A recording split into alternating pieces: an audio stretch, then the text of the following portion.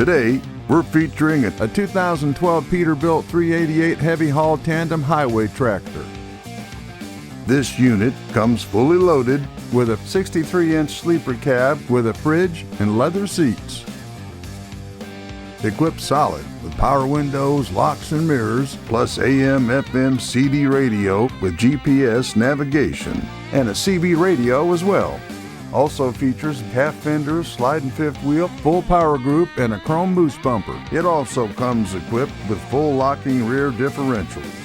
This 388 features a Cummins ISX with 600 horsepower, 244-inch wheelbase, 18-speed manual transmission with a 3.91 gear ratio, low air leaf suspension with a 12,000-pound front axle rating and a 40,000-pound rear. A new drop-in motor was installed in 2016, updated pistons and liners 80,000 miles ago in December 2019. Also injectors, turbo and DPF all replaced in 2020.